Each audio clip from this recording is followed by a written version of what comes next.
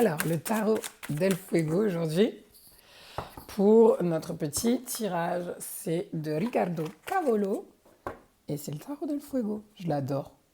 On vous fait un petit tirage comme ça pour mardi 23. Deux cartes du tarot et une carte de l'oracle du soleil. Évidemment, les cartes, je ne les ai pas préparées, évidemment. Bon, c'est pas grave. J'espère que vous allez bien. Donc, deux cartes du tarot.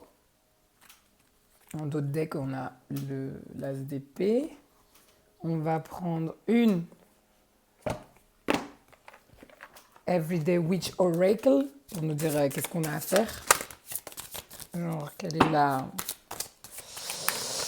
vibe du jour.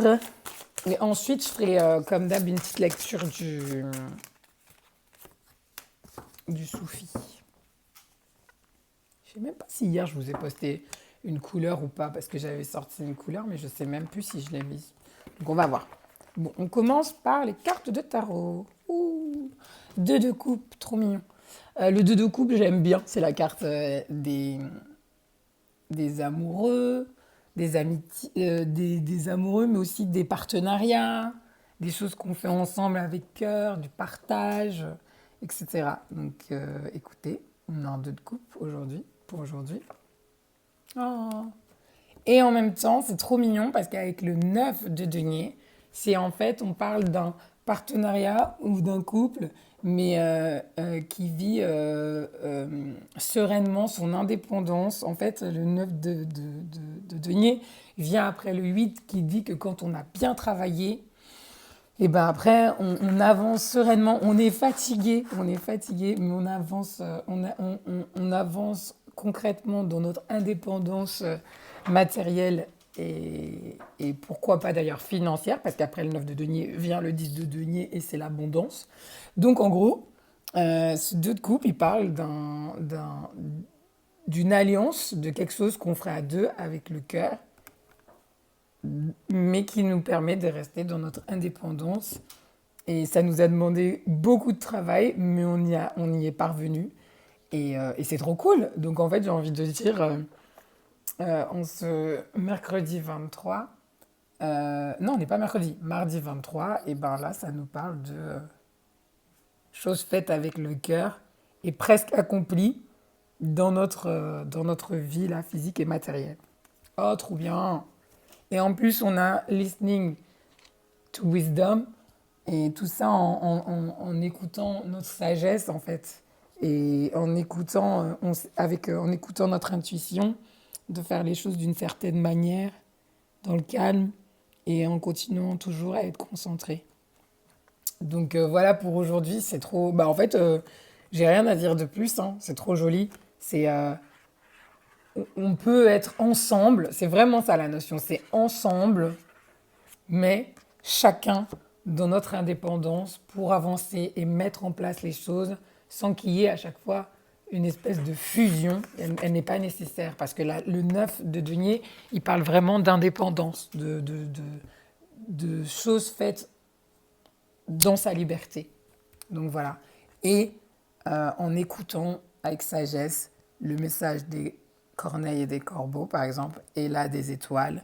D'ailleurs, les étoiles, ça peut peut-être aussi venir nous dire, en écoutant par exemple nos rêves, ce à quoi on pense, quand on est dans des moments de calme et un petit peu dans la lune.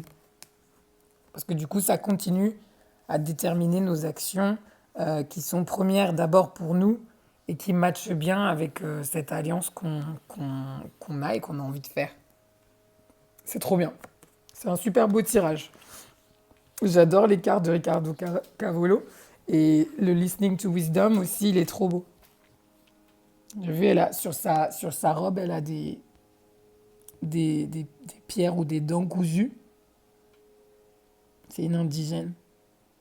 C'est les peuples premiers. Donc voilà. Alors, en petite lecture, qu'est-ce qu'on fait aujourd'hui? On fait laisser la lumière du soleil guider votre vie de l'oracle du soleil. On va voir qu'on va tirer. Vous voyez la boîte comme elle est belle. Là, le livre est à l'envers. Pas grave. Hop là. Tac, Tac. Alors, ces cartes, elles sont... en fait, sur chacune, tu as le numéro, la planète et le signe avec qui elle est affiliée. Donc, je vous montre par exemple. Là, c'est par exemple, tu as le numéro 1, que je dise pas de bêtises, de la planète Jupiter en bélier. Ça se trouve, c'est pas du tout Jupiter. Hein. Donc voilà, donc je vous tire une carte, mais si c'est ça. Et si je me suis trompée, bah excusez-moi. Mais je pense que c'est ça. Alors, pour nous aujourd'hui, vous voyez, même moi je me trompe, je n'ai pas la science infuse, sinon ce serait su. Oh, trop bien. La mise en scène, la carte 5. Vous voyez? De quoi ça s'agit? On va aller chercher dans le petit livre. La mise en scène. 2 secondes. Numéro 5. Pas mal. Donc, on a Mercure qui est ici, en Lion, en bas, c'est ça. Et c'est la carte 5. Ça parle de changement pour Mercure et en Lion, expression créative. Donc, un ruban de Mobius s'enroule à l'infini dans une vision qui défie et intrigue l'esprit. Un grand lion rugit pour attirer l'attention sur lui. Le disque est un talisman avec un pentacle pour garantir l'éloquence. Trop bien. Bon, je ne vais pas tout vous lire. Mais qu'est-ce qu'on va dire de ça? Bon, on peut lire un peu le début là. Le Mercure Lion est connu pour avoir de grandes idées et sa capacité de voir grand. Il possède un merveilleux esprit visionnaire, capable de voir le potentiel des choses à venir. Bien que les personnes avec cette combinaison ne soient pas les meilleures quand il s'agit de gérer les derniers détails, elles excellent à visualiser les possibilités futures d'un grand projet et à mettre les choses en route pour les réaliser. Cette carte décrit un organisateur intuitif et artistique. Alors c'est marrant parce que du coup avec le 2 de coupe que je vous avais sorti avant et le 9 de denier, et écoute de sa sagesse, il y a peut-être des gens qui vont avoir et qui vont continuer à bosser sur des projets en collaboration avec d'autres et du coup qui doivent préparer toute cette partie de mise en scène. Donc, lorsque cette carte apparaît dans un tirage, cela touche souvent à la fierté du consultant concernant les réalisations intellectuelles d'enfants ou d'adolescents qui lui sont proches. Bon, il peut s'agir de pousser les personnes concernées à redoubler d'efforts. Chez le lion, il y a toujours une tendance à séduire et cette carte révèle fréquemment une brève liaison davantage axée sur les mots que sur les rapports physiques, peut-être des lettres d'amour. Bon, ça, je ne sais pas trop.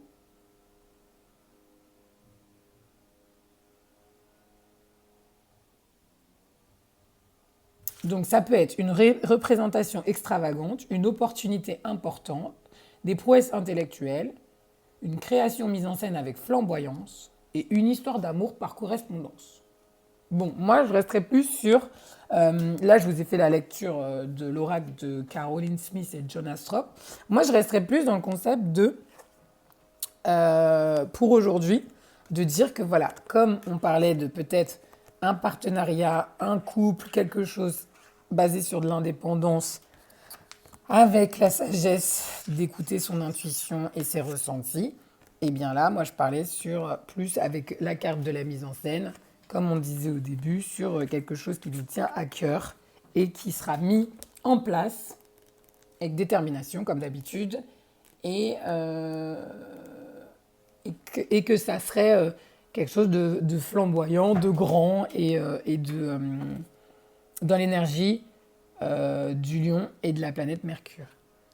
Mercure aussi, c'est la planète de la communication. Hein. Donc il est peut-être aussi question, parce que vous voyez la mise en scène en lion, le lion, il aime bien faire le show pour des personnes en particulier, c'est-à-dire il aime bien avoir des spectateurs. Donc il est peut-être question en fait de communiquer sur des événements ou sur des choses à venir Et en gros, de mettre la lumière sur des événements à venir. Ça, c'est pas écrit dans le carnet. En fait, là, je vous lis des fois, mais en fait, parfois, de lire, ça me saoule, moi aussi. Parce qu'en fait, moi, mes interprétations, en fonction des cartes que j'ai tirées, bah voilà, ça vient tout seul et ça me plaît plus.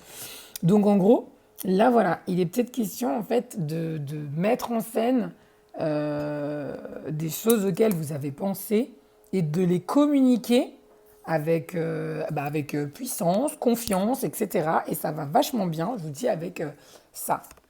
Parce qu'on était dans un, je vous dis, partenariat, couple, dans son indépendance, parce qu'on a bien travaillé, on est fatigué. Et avec le truc, ça marche vachement bien. Donc, s'il y a un partenariat où on est indépendant, ça se trouve même, je suis en train de penser à ça, auto-entrepreneur, freelance, tous les gens qui sont comme ça, et ben voilà, vous allez peut-être avoir la liberté de vous exprimer. Donc voilà. Et plus en écoutant vos intuitions et en étant dans votre sagesse de ce que vous avez acquis et que vous maîtrisez. Voilà, voilà. Je suis en train de repenser du coup à ce que j'ai lu dans le livre. Bon, la partie sur les enfants, adolescents, ça vient pas de moi, ça vient du livre. Je préfère que vous restiez concentrés sur ce que moi, en fait, j'en pense pour la journée. C'est pour ça que les livres, j'aime pas tout le temps. Mais sur l'oracle du soleil, c'est pas comme sur les sagesses soufis ou les couleurs.